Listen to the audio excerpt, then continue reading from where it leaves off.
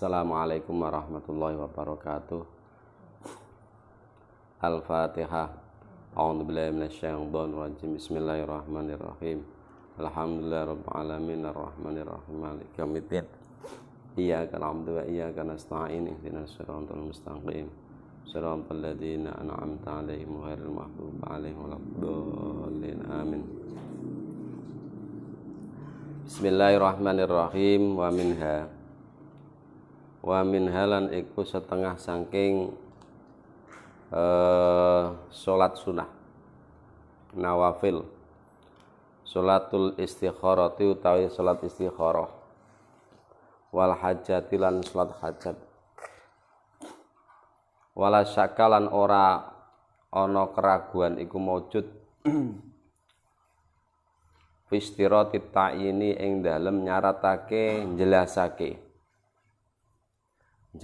salat fi ma ing dalem salat istikharah lan salat hajat, fi ma ing dalem salat istikharah lan salat hajat. Walam ara lan ora melihat sapa ingsun man ing ulama ta'arudha kang melawani sapa man lidzalika marang mengkono istiratu ta'yin,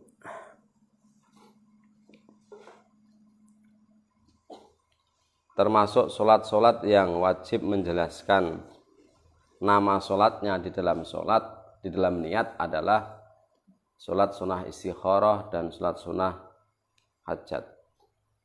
Halaman 11 apa piro kuwi?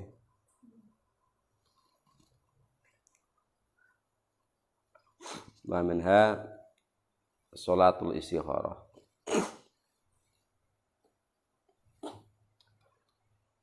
Untuk sholat sunnah istikharah dan sholat sunnah hajjah ini wajib menjelaskan nama sholatnya ketika niat.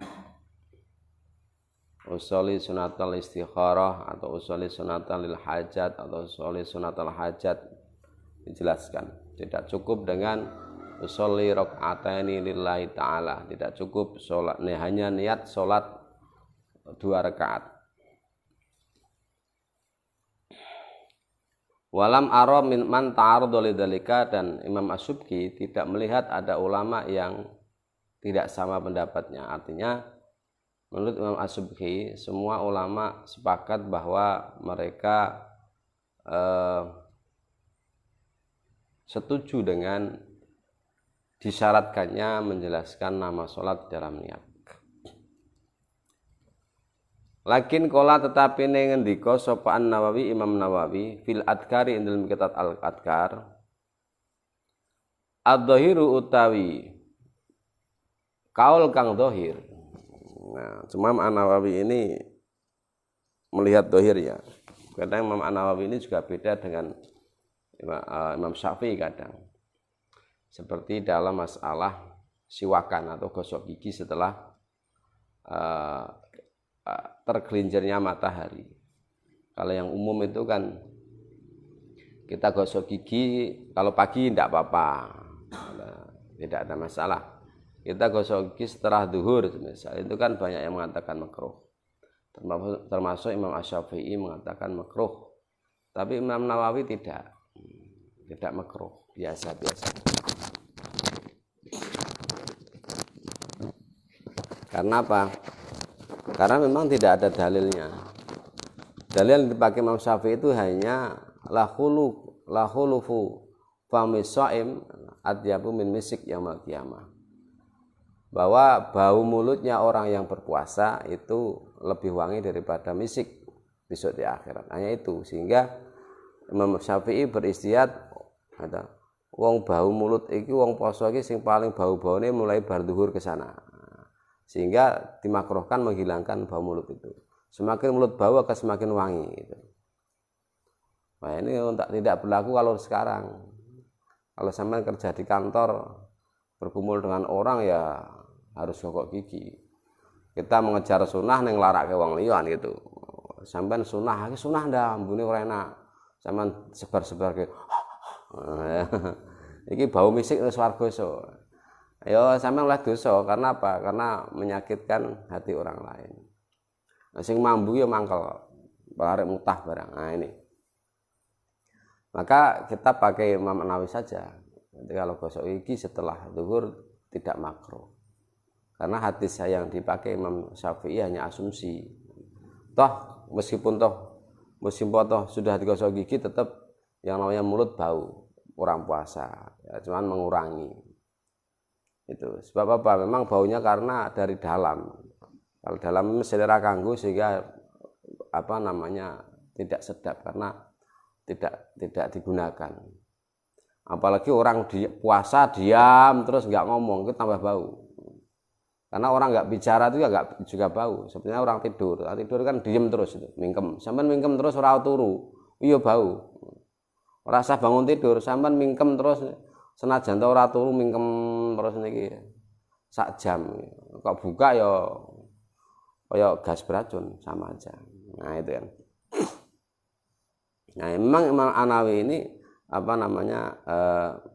beliau selalu melihat dengan cerdik celah-celah di mana hukum itu bisa diringankan. Gitu.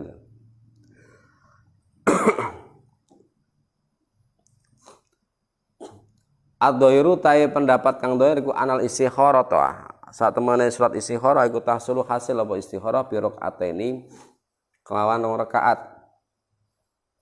Minas sunani sanging pira-pira sunat arwatibi kang rawatib. Wa bi tahiyatil masjid lan kelawan tahiyatul masjid. Wa bi ghairiha lan saliyane rawatib lan tahiyatul masjid. Wa bi ghairiha lan kelawan saliyane tahiyatul masjid minan nawafili sanging pira-pira salat sunah. Nah ini justru Imam An-Nawawi berpendapat bahwa dohirnya surat istikharah itu tidak harus khusus surat 2 rakaat. Surat istikharah itu bisa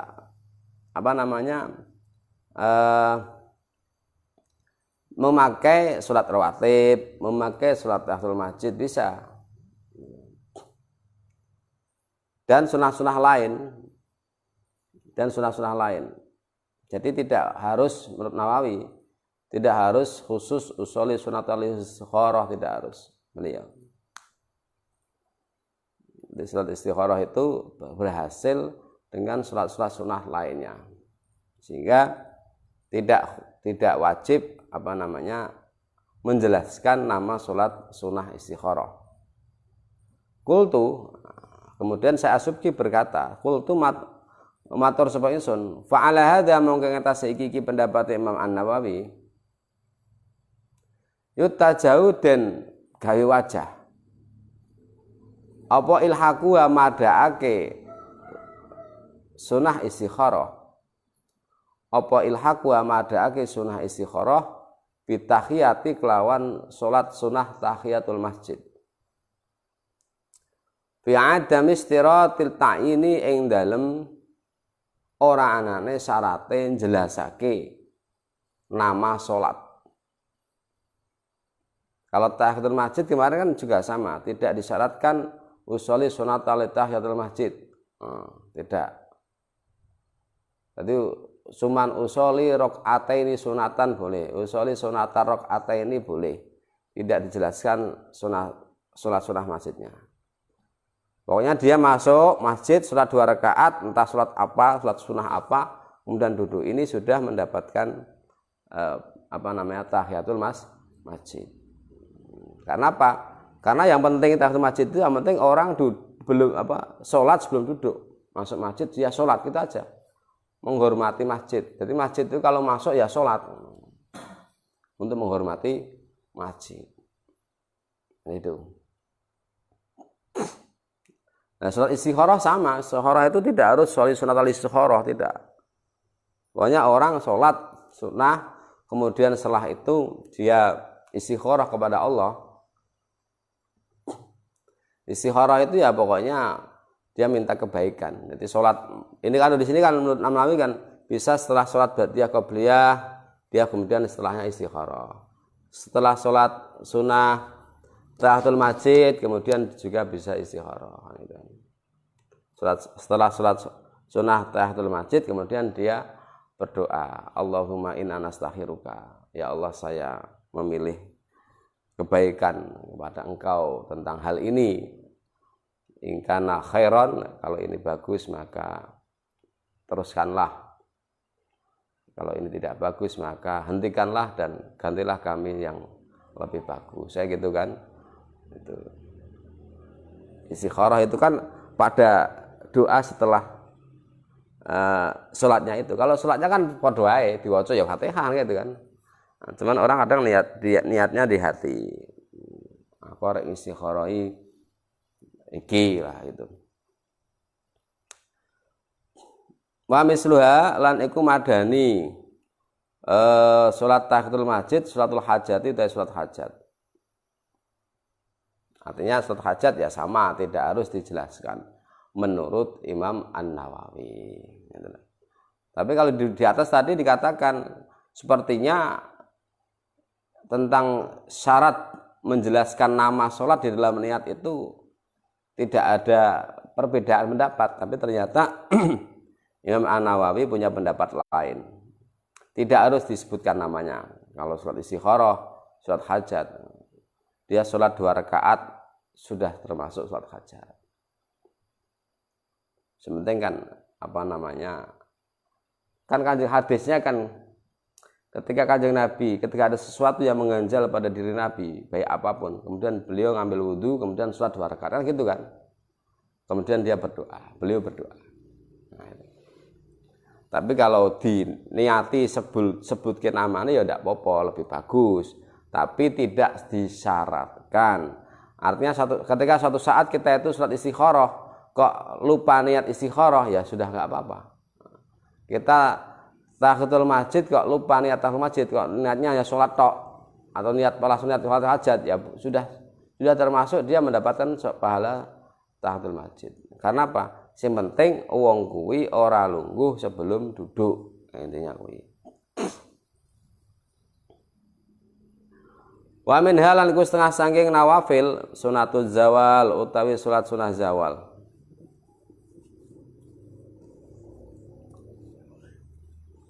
Salat sunah karena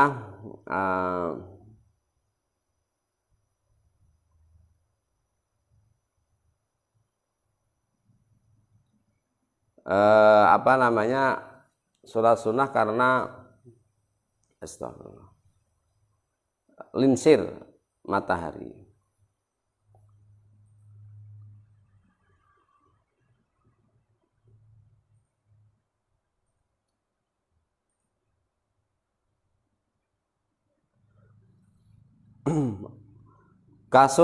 Sunataz zawali tai sunat sunnah apa zawal kuwi maksudnya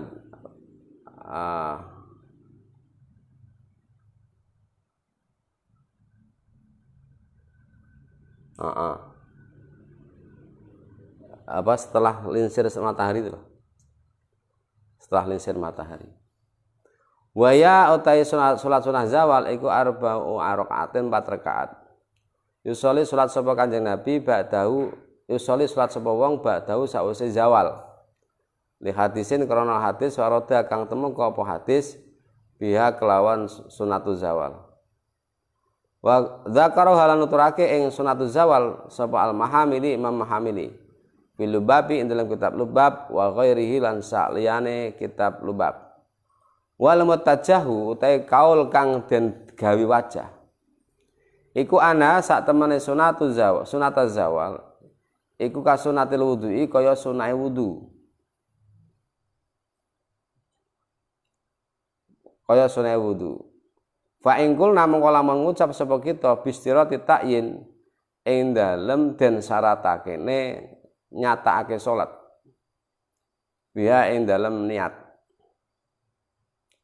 Fakadha mengko kaya mengkono-mengkono istirat ta'yin huna ing dalem bab. Wa ila lamun ora istirat ta'yin ya fala mengko ora kaya sunatul wudu. Lianal maksud karena sak temene kang den maksud wa ila lamun ora apa isine kasunatil wa ila lamun ora istiratil ta'yin fala mongko ora yustaratu. Lianal maksud karena sak temene kang den sejo iku isholu dalikal waqti sibuk mengkono-mengkono waktu mengisi ya, ishol mengisi waktu tersebut bil ibadati dengan ibadah. Artinya gini, ini juga ada perbedaan. Esensinya sholat sunnah zawal itu apa? Esensinya ya wong kuwi ibadah. Apa wae sementing ibadah sholat. Ya wis, nek ngono sholat zawal itu, sholat sunnah itu tidak harus syarat takyin. Kan dia sholat sunnah mutlak kan sudah bisa. Sama seperti tahiyatul masjid. Tahiyatul masjid itu esensinya apa? Esensinya itu pokoknya wong kuwi ora lungguh sebelum sholat. Ora lungguh sebelum sholat. Maka disunahkan dia sholat. Esensinya itu. Dinamakanlah kemudian sholat sunnah penghormatan masjid. Nah gitu. Lah, kalau setelah zawal, ini esensinya apa kok diperintah sholat? Esensinya supaya di situ ada ibadah sholat. Ya wes, mbak arek sholat apa wae terserah. Itu sudah mendapatkan apa namanya pahala sunatu zawal. Mau sholat sunnah ba'dal wudhu boleh, mau sholat sunnah hajat boleh. Sementing setelah matahari ini condong atau zawal, dia melakukan ibadah sholat. Sementing itu sebenarnya esensinya itu. Maka disebutlah sholat sunnah zawal. Nah, itu. Sholat sunnah yang dilakukan setelah linsirnya matahari. Gitu aja kok. Mau sholat apa wae terserah. Maka kalau demikian, yo fala ora diwajibkan menjelaskan nama usuli sunatal li zawali samsi. Ora kudu ngono kuwi. Ora disyaratkan. Umpama niate usuli sunatar rakaataini lillahi taala ya cukup. Nah, kalau di sini 4 rakaat. Jadi itu letaknya di sana. Jadi nanti kalau ada keterangan, ini kan kaidah fikih. Jadi ini fikih belum matang, hanya menjelaskan saja. Menjelaskan esensi. Tapi kalau dalam fikih matang, ini tidak menjelaskan seperti ini. Ini kan nguncai fikih. Jadi bukan pada esensi fikihnya, tapi nguncai kenapa bisa begitu. Nah itu kalau kaidah fikih seperti itu. Kalau kita nanti menjumpai di kitab-kitab fikih, kok ada sholat sunnah zawal yang disyaratkan takyin, ya sudah tidak apa-apa. Berarti dia ikut pendapat ulama yang mensyaratkan takyin. Tapi kalau kita lihat esensinya sholat zawal itu yang penting bardo zawal itu ono sholat, ya tidak wajib takyin. Sholat sunnah mutlak itu juga boleh. Nah gitu. Jadi kitab ini nguncai beberapa masalah fikih. Sehingga nanti kita bisa berpikir bahwa fikih itu tidak murni, kita tidak murni apa namanya, ada perintah harus dilakukan, ada larangan harus ditinggalkan, tidak murni seperti itu. Karena ada esensi, ada tujuan, ada apa namanya capaian. Kalau sudah tercapai ngapain kita? Nah, gitu loh maksudnya. Seperti itu.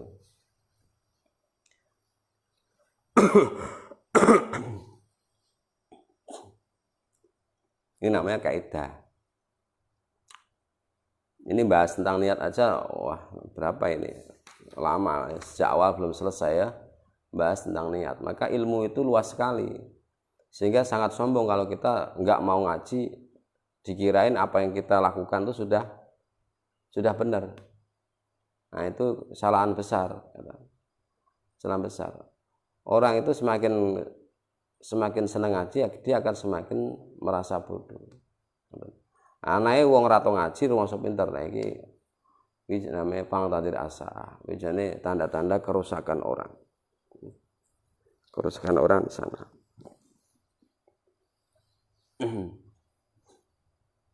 Kan banyak orang itu sing urus muni manggung. Wong harus muni manggung nyekel mic kerep ngono wis arep buka-buka kitab wis males. Gitu.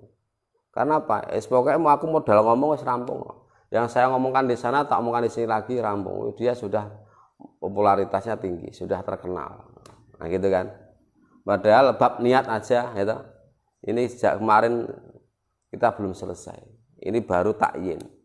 Dan ini saya menjelaskannya hanya tidak full hanya sekilas-sekilas saja. Itu aja kita nggak paham. Nah, gitu. Kadang paham, kadang enggak.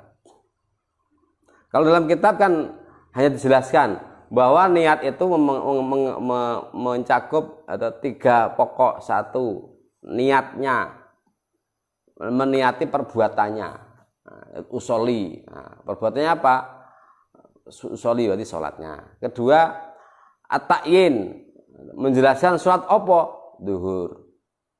Nah, gitu kalau di fikih. Kemudian fardiyah au sunniyah. Fardu apa sunnah? Nak fardu ya diomongke fardu, nak sunnah diomongke sunnah. Itu tidak menjelaskan sedetail ini. Tidak menjelaskan sedetail ini. Berarti semua ibadah itu, niat itu harus mencakup 3 hal. Yaitu perbuatannya, terus kemudian jenis perbuatannya. Podo-podo mandi, mandi apa? Mandi sholat Jumat, menghadiri sholat Jumat, atau mandi junub, mandi hadas besar, kan itu. Maka harus dijelaskan. Kalau perbuatan ya nawa itu huslah. Lah huslamu ku apa? Li apa? Kemudian fardhu ta'ala itu harus tercakup dalam niat. Tapi kita tidak tahu, ternyata setelah diudal-udal, setelah diuncai, luar biasa. Ternyata seperti itu toh.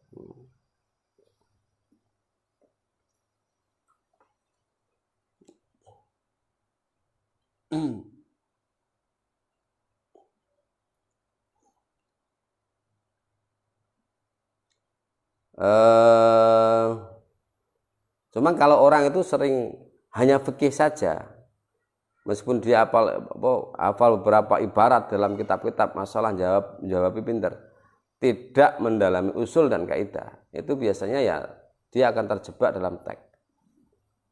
Jadi sulit teks itu nanti untuk dikontekstualkan, dia sulit diajak ke sana. Jadi seolah-olah sesuatu itu dibahas hanya oleh kitab itu saja, tidak bisa mengembangkan dalam konteks masa kini. Itu kalau orang mempelajari khusus fikih tapi tidak mendalami kaidah fikih dan usul fikihnya, dia akan terjebak pada teks dalam kitab-kitab itu. Jadi tidak sulit untuk menjawab masalah-masalah yang terjadi saat ini. Yang mana kitab ini dikarang ratusan tahun yang laluan gitu. Tentunya konteksnya beda. Baik dalam segi sosial, ekonomi, praktek transaksi pun beda sekarang. Praktek orang itu sekarang juga dalam komunikasi juga beda. Nah gitu. Nah, sekarang ini kan musim online seperti ini, mungkin kan ada bagaimana akad nikah online, kan gitu kan? Karena sekarang ada social distancing dan physical distancing. Akad nikah online. Lanangin di Jakarta, wedoke ning Jogja. Bisa ndak? Nah, gitu kan. Ini harus dijawab. Nah, kalau kita pakai tag ini tidak bisa, ora oleh karena tidak tidak mubasyarah, tidak bertemu langsung, ora oleh kan gitu. Tapi bisa nggak kita kembangkan? Esensinya akad nikah itu apa kan gitu? Mestinya kalau kita belajar usul dan kaidah itu mesti esensinya apa? Kan gitu. Oh sekarang jual beli online aja boleh kok, kan gitu. Dulu kan barangnya ini, oh sarungnya ini, dan sarungnya Atlas atau BHS berapa? 40.000 udah kirim, net selesai. Dan itu sah. Siapa yang nggak ngomong nggak sah jual beli online? Nah sekarang nikah online, seharusnya kan sama. Wedok iki lho, oh iya. Nah, dan terus dijelaskan tinggi badan sekian. Apa meneh wis tahu kenalan, mesti tahu kenalan, tahu weruh kan gitu, sudah melihat. Sampean jual beli lain sudah pernah lihat belum nyatanya? Belum pernah, foto tok. Itu aja boleh. Akad nikah saiki. Wis tahu weruh wis pacaran ngomong kamane lah. Terus akadnya online. Ngoten ta. Piye jejal? Akad secara tag itu yang saya masih dipertahankan ya dalam nikah itu. Kalau jual beli sudah nggak berlaku. Kalau jual beli sebenarnya kan penjual ini menawarkan kepada pembeli. Nah gitu. Bi'tuka hadza bikadza. Saya menjual HP ini kepada kamu sekian. Saya kok ana wong ngono kuwi. Pak monggo-monggo ditumbasi ngono tok wis. Ora ana, Pak, niki kalau sade 3 juta, kalau sade 1 juta, enggak ada. Bapak monggo HP ngersake mboten HP ngoten niku sik. Mula takok piro ngoten lho. Ngoten 3 yuta ya wis dinyang. Akhirnya terjadi kesepakatan harga 1 juta semisal. Kan gitu. Kalau di dalam teks kitab kan bituka hada, bituka HP hada Samsung misal A51 1 juta. Terus yang tuku mobil tuh, ya wes selesai, yo 1 juta. Itu teks kitab. Tapi kan tidak membahas tentang sekarang itu yang nawar kadang pembeli dulu. Pak, HP ini piro? Ada jalan-jalan, kita nggak nawarkan, tapi tahu kalau ini dijual. Pak, HP ini piro regane? 4.000, 4 juta. Justru pembeli yang ingin yang menawarkan dulu, menawarkan ingin membeli. Nah, gitu. Jadi yang persis kayak teks sekarang itu ya masih akad nikah itu hanya akad nikah itu. Angkah toka wa uzawi juga. Umpama ora ngono piye? Misal, kowe tak nikah karo anakku, gelem ra? Gelem ya wis. Tak nikahke ya, heeh, kabel tuh ngono piye? Nah, jajal ngono. Umpama ngono lho. Boleh enggak? Kan gitu kan. Ya, sekarang kita lihat esensi daripada akad itu apa? Esensi ijab kabul itu apa? Itu harus terpenuhi. Kalau esensinya terpenuhi ya sudah, tidak harus resmi. Nyatanya jual beli ya enggak harus resmi kok. Begitu kan. Kang HP-mu piro regane? 2 juta. Tak tukune ya. Wis salam selesai. Gitu kan. Nah, esensinya apa? Antarodin. Ada ridho biridho kan gitu kan. Ridho biridho. Kemudian ridho biridho itu diungkapkan dalam sebuah akad. Kata ijab kabul itu menunjukkan ridho. Nah, sekarang nikah esensinya ijab kabul apa? Nah, syarat-syarat di sana ada apa? Syaratnya ijab kabul kan ada di sana. Di dalam fikih kan dibahas syaratnya ijab kabul seperti ini. Seperti ini. Harus memangku niat memuat lafaz nakaha dan zawaj. Nakaha dan zawaja.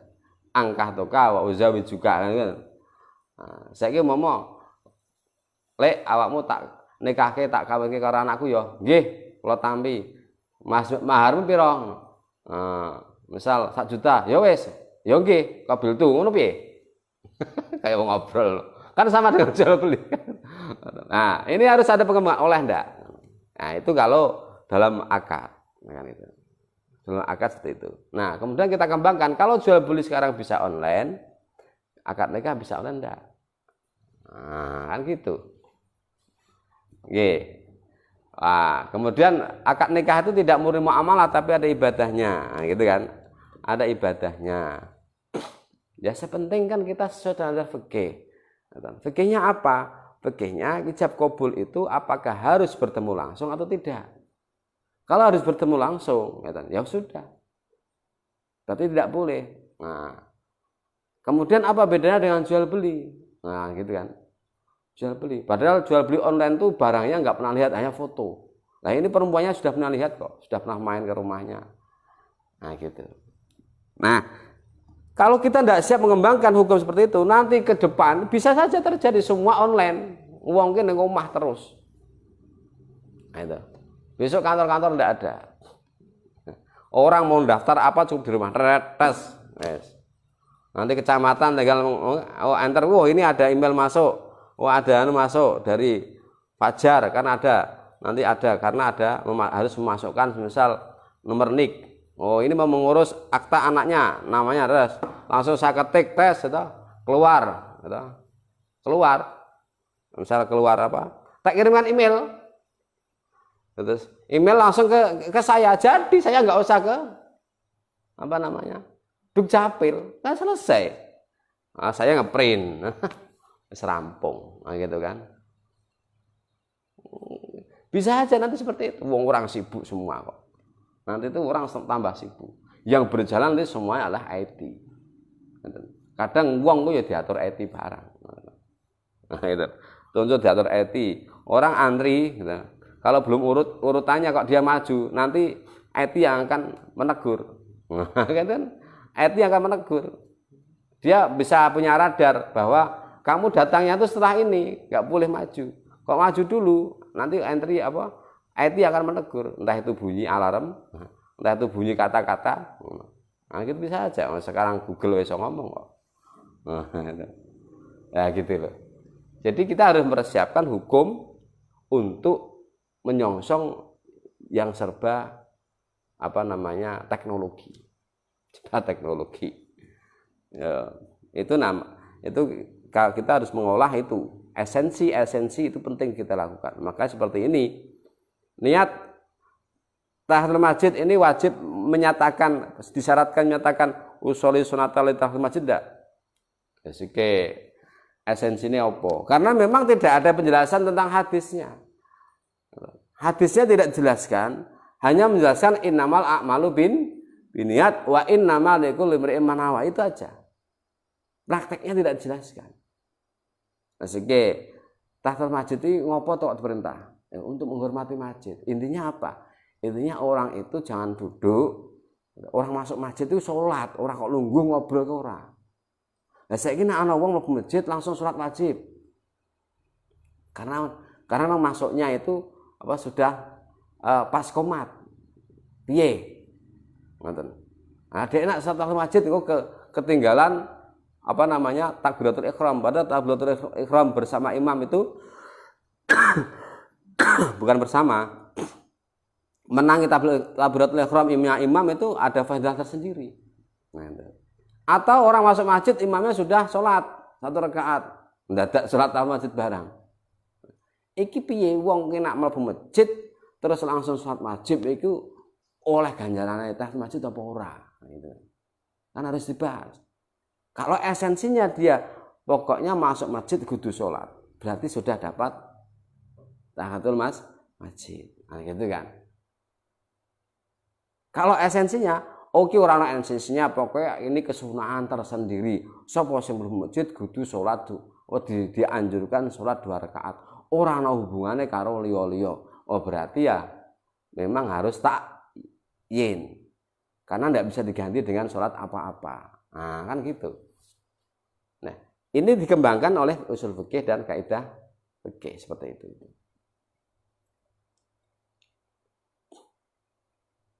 Loh, sampean kalau membahas tentang fikih dan usul fikih, ulama-ulama dulu itu kadang ya nggak masuk akal, masuk alasannya ngono rek, masuk alasannya ngono. Nah, kan gitu. Ada nggak masuk akal juga. Sekarang gini, sampean masuk masjid, kalau punya bau tidak sedap makruh, kan gitu kan? Bau tidak sedap makruh. Alasannya apa? Ngelarake atine wong. Ndak ora kuat. Saiki iki sampean nggo wangi-wangian. Iki ana wong sing alergi nggo wangi-wangian kok. Nah gitu kan? Kadang parfummu ora padha ning aku nek. Waduh iki parfum koyo ngene ambune. Wis sunah apa ora gitu kan? Kan gitu. Karena nggo parfum ben wangi gitu. Jebule ana sing wong alergi parfum kuwi, wis paling ra seneng. Piye njajal? Kan gitu. Kadang memang kita disurutkan dari situ, disurutkan seperti itu. Parfum apa jenenge minyak-minyak yang biasa si didol minyak dukun lah mana. Betul minyak semprot kuwi. Itu kadang ana salah seneng kok. Ambune wah lha iki dukun tenan iki. Mumet sirahku ngambu minyak iki ngono lho. Padahal dia njoy wangi. Pengennya wong-wong demammu udah seneng. Lah wong-wong udah stres kabeh. Minyakmu lho kok buah dukun ambune mare mumet.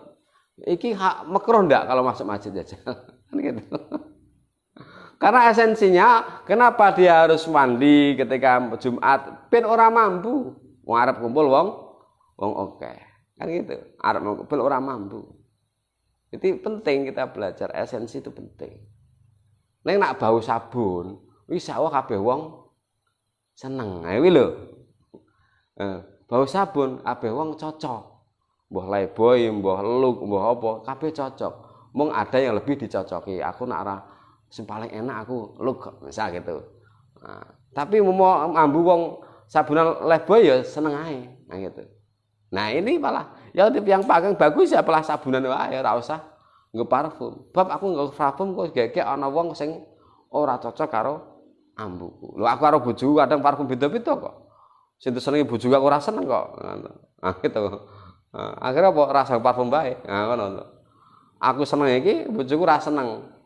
Mambu mumet sirahe. Padha sing senengi bojoku, aku kadang mumet mambu. Nah, kan seperti itu. Jadi kalau kita belajar jangan berarti kalau kita pakai parfum itu kemudian kita masuk majelis sunnah. Oh, belum tentu. Ya nak wong-wong wedo seneng parfummu. Nak justru pusing. Kan ono kan? Sampeyan pernah enggak gitu? Pernah. Wah, parfumnya raya mare mumet aku. Cuman minyak misik dukun kan. Wah, berat ora rawuh gitu. Nggih. Nah, itu tugasnya fikih dan usul fikih. Tugasnya fikih dan usul fikih di sana.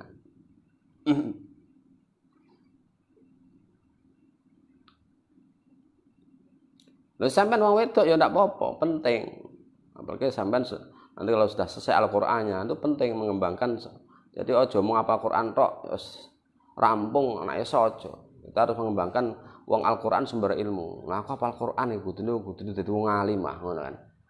Kudu dadi wong alim. Nah, sapa tahu sampean jadi ahli tafsir ya toh. Kuliahnya SPDI ya toh, tapi ahli tafsir. Kan gitu kan? Oh tidak harus ning apa? Oh, tidak harus ning KH atau Quran hadis. Orang ahli profesor tafsir itu tidak harus ning KH. Itu kan hanya formalitasnya. Dia di apa namanya? Fakultas apa namanya jurusan Quran hadis gitu.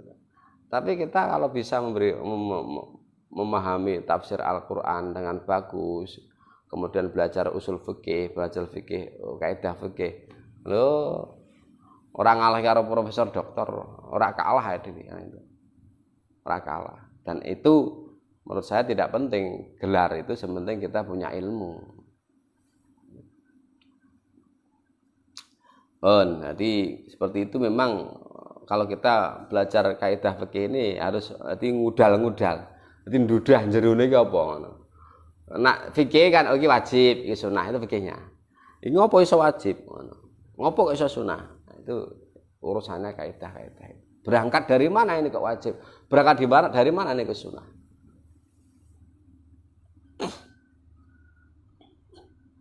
Maka sangat potensi sekali dalam hukum itu terjadi perbedaan ulama, perbedaan pendapat karena memang ada beberapa apa namanya pendapat yang beda dalam mengasumsikan suatu masalah. Nanti kan contoh ma'ul musamma tadi ya Imam Nawawi sama Imam Syafi'i tadi terjadi berbeda pendapat masalah gosok gigi setelah duhur. Imam Syafi'i makruh dan didukung oleh madhab ulama Syafi'iyah lain. Imam Nawawi tidak makruh. Sekarang ma'ul musammas, air yang terkena sinar matahari, tapi air itu ada di besi. Tapi kalau di selain itu tidak apa-apa. Artinya ada di wadah-wadah yang memang potensi ada penyakitnya.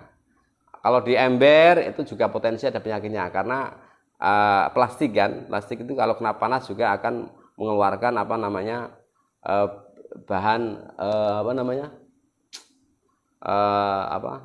plastik itu. Nah, enggak sehat juga. Nah, itu kan. Nah, ini kalau dipakai wudu kan makruh. Menurut Imam Asy-Syafi'i kan makruh. Imam Nawawi tidak makruh. Tidak makruh, gitu. Nah, makanya ini kan kalau saya cenderung pendapatnya Imam An-Nawawi, Imam Syafi'i. Karena apa? Imam Asy-Syafi'i ya memang kalau dilihat dari segi dasarnya ini kurang apa namanya? Tidak sinkron. Dasarnya Imam Syafi'i itu karena ada hadis ketika itu Dewi Aisyah mandi pakai air yang terkena sinar matahari. Dan jangan nanti kamu sakit. Nah, nanti kamu sakit. Karena memang di situ airnya terkena sinar matahari dan ada di besi yang sudah berkarat. Takut nanti apa namanya pasti akan apa namanya mengakibatkan kulit rusak. Gitu kan, sehingga buang air itu nanti kamu bahaya. Nah, itu hadis itu. Sehingga dari situ Imam Syafi'i mengatakan bahwa ini makruh. Kalau memang yakin ada penyakitnya haram. Nah, itu kan. Nah, itu kan. Kalau yakin ada penyakitnya haram. Kalau masih ada dzon dikhawatirkan maka makruh. Nah, itu. Kalau Imam Syafi'i, Imam Nawawi tidak. Loh, kalau memang ada yakin ada bahaya, ya kan jelas. Ojo meneh kok banyu dimanasi. Tengah matahari. Banyu air biasa saja. Kalau ngenai tubuhmu kamu bisa sakit ya nggak usah dipakai kok ya. Nah gitu. Misal kamu ada sakit apa gitu kan. Kalau kena air malah tambah melonyom. Enggak usah pakai air. Itu sudah jelas nggak usah dibahas. Sehingga Imam Abu Hanifah, Imam Nawawi, pokoknya iki nak ora ana yakin dia bahaya ya wis ndak usah ada makruh. Nah gitu. Jadi antara boleh dan tidak boleh, bukan antara makruh dan ghairu makruh. Kalau yakin ada air itu mengandung bahaya ya haram kita pakai. Karena walatuku aidiakum ila tahluka. Wa awlatuku biaidikum ila tahluka. Kan gitu. Tapi kalau kita tidak yakin, tidak ada masalah, ya sudah, nggak usah makruh-makruhan, kan gitu. Jadi Imam Nawawi cenderung ke sana mandangnya. Nah, ini apa ngoncai dalilnya podo. Neng cara berpikirnya antara Imam Syafi'i dan Imam Nawawi beda. Imam Syafi'i lebih hati-hati. Ono makruh lah, kalau khawatir, gitu kan. Artinya biar dihindari, sebab nanti dikhawatirkan ada terjadi madorot kalau pakai air itu lebih hati-hati Imam Syafi'i. Karena ini bukti apa? Bukti bahwa menjaga sihatul abdan itu penting. Dalam agama itu menjaga kesehatan tubuh itu penting. Jadi aja dianggap sepele. Social distancing, physical distancing jangan dianggap sepele. Ini penting sekali. Kenapa bisa makruh memakai air musamas? Karena dikhawatirkan, kan? Ada berbahaya kan gitu. Nah, kenapa kita tidak boleh kumpul-kumpul? Dikhawatirkan ada di situ ada yang sudah terinfeksi virus, kemudian kita ikut terinfeksi kan gitu, kan makruh. Loh, makruh kalau pemerintah ngelarang berarti menjadi haram kan, kemarin sudah tak ambil kan. Makruh kalau dilarang pemerintah menjadi haram. Makanya ini ada, Pak, semua sholat besok Idul Fitri mau tak buat sholat id khusus perempuan. Saya belum bisa jawab, saya gitu. Saya tegas. Saya belum bisa menjawab. Jadi apa namanya ya? Kalau orang tahu hukum usul fikih dan fikih, yang namanya taat terhadap pemerintah itu luar biasa, melebihi ulama. Gitu loh, melebihi ulama. Gitu. Atiullah wa atiullah wa ati rasul wa ulil amri minkum. Ketika ada ulama ini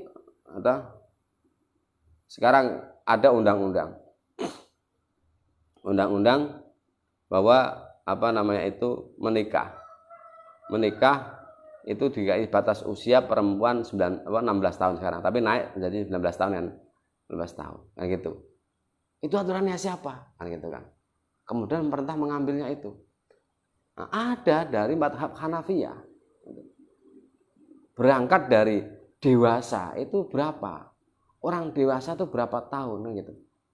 Maka di sana ada yang mengatakan antara 15 sampai 25 tahun. Nah, kata-kata antara kalau pemerintah mengambil 19 ya tidak apa-apa. Nah, gitu. Dan Nabi Muhammad menikahi Aisyah usia 9 tahun, nah gitu kan. Itu Kanjeng Nabi khosois, tapi Kanjeng Nabi tidak mengatakan oleh nikahi bocah cilik, gitu. Karena kalau hanya perbuatan Nabi itu bisa sebagai khosois. Nah, ini pendapat dari Imam Abu Hanifah tersebut. Salah satu ulama bermadhab Hanafi. Kemudian jangan pemerintah ini gimana? Orang melu aturan Islam itu nikah cah cilik oleh. Nah, gitu kan? Boleh-boleh saja. Umur 9 tahun dinikahi oleh, 2 tahun ya oleh, nah, gitu kan. Rusak dunia mengko. Harus ada aturan. Itulah esensinya Allah kemudian perintah kita taat terhadap pemimpin. Pemimpin itu kalau ada beberapa banyak pendapat dan kok dia ngambil yang satu saja, ini sudah hukmul hakim yarfa'ul khilaf. Hukum yang diambil oleh pemimpin, maka ini akan menghilangkan perbedaan pendapat. Semua harus ikut pemerintah. Itu kaidah fikih seperti itu. Hukmul hakim yarfa'ul khilaf. Nah, gitu. Ada pendapat ini kuat, ada pendapat yang tidak kuat. Kemudian karena memandang maslahah dalam segi sosial untuk konteks Indonesia, ini maslahah iki. Nah, iki ora konteksnya tidak bagus kalau di Indonesia. Ora pas. Akhirnya pemerintah mengambil yang ini. Diambil. Padahal ini menurut kitab gitu, ini dhaif. Lemah, pendapatnya enggak kuat. Tapi ini justru yang paling pas untuk konteks Indonesia. Diambillah oleh pemerintah bahwa ini menjadi standar hukum di Indonesia. Ya sudah. Pendapat-pendapat tadi yang kuat-kuat kalah. Semua harus merujuk kepada apa yang ditetapkan oleh pemerintah. Hukmul hakim yarfa'ul khilaf. Seperti itu. Itu kalau orang ilmunya mutabakh. Kalau nggak begitu, ngapain ada pemimpin? Ngapain ada nasbul imamah, yajibu nasbul imamah limaslahatil ummah. Kenapa? Ya kan? Nah, itu kalau memang kita menolak harus ada alasannya. Misal kita punya pandangan yang lebih masalah tidak seperti itu. Yang lebih masalah adalah pendapat ini. Oke. Data harus disampaikan. Nah, kan? Maka di sini sebenarnya posisi DPR itu kalau dalam fikih, usul fikih itu luar biasa potensinya untuk mengaruhi kebijakan pemerintah, apakah itu bertentangan dengan agama atau tidak. Tapi umumnya pemerintah DPR itu ya dolok kabeh. Ora peduli kan gitu kan. Nah, tidak peduli. Undang-undang disahke. Jadi tidak uji publik. Dan uji publik itu sekarang itu tidak maksimal. Uji publik hanya di kampus-kampus saja. Nah, kampus itu rata bermasyarakat kok. Peneliti-peneliti itu kan meneliti ini tujuannya apa? Tujuannya mau dhek mbek pluralitas ada. Kan gitu. Maka harus ada uji publik, kemudian ke kampus-kampus, kemudian kampus terjun ke masyarakat. Nah, ini kalau undang-undang ini dilakukan akan terjadi seperti ini karena kondisi masyarakat seperti ini. Nah, kemudian baru pemerintah dan DPR mengambil kesimpulan itu sebenarnya seperti itu. Itu cocok. Artinya ketika undang-undang diundangkan masyarakat oke. Kan gitu. Nah, saiki ana BLT itu masalah ini. Ana sing aturane kudu dibentuk sembako, ana sing harus ditransfer. Lah saiki wong mbok-mbok ngetwek-twek ning bank buka rekening ya klenger itu. Gitu nggih. Wong arep ngaweh kok kangelan. Ora dite duwe kok kangelan ngono. Ngoten niku. Kan seperti itu. Terus ini Mbak ini harus kita harus non tunai. Wong twek-twek kok nggih rekening. Modar antri ning bank ya. Wong saiki nek sak Bantul to. Saiki sing buka nak bank niku cabang-cabang jarang dibuka, kan gitu kan. Saya buka sing pusat Bantul. Terus dibatasi waktunya sampai jam 12. Wae lungguhe kudu semeter. Nek sak puandak ning pandak kabeh bank. Ayo wong tuwek-tuwek kon antri kok tanda tangan. Ayo kelenger. Itu aturan yang menurut saya tidak rasional. Nah, usul fikihnya enggak main. Nah, itu. Kalau sampean ahli fikih, ahli usul fikih, ahli kaidah fikih, Anda juga akan ahli sosial. Itu otomatis. Karena usul fikih tidak bisa lepas dari sosial, dia lepas daripada ekonomi. Pasti dia akan ke sana. Juga tidak lepas dari kesehatan. Nah, pasti sampean mau nggak mau harus belajar tentang kesehatan. Mau nggak mau harus belajar tentang sosial. Mau nggak mau harus belajar tentang ekonomi. Karena memang kaitannya hukumnya ke sana. Nah, ini. Akhirnya sebelum bahas masail dan baca artikel-artikel tentang sosial, artikel-artikel tentang ekonomi, artikel-artikel tentang kesehatan, sesuai konteks yang dibahas. Seperti itu. Sebelum memutuskan.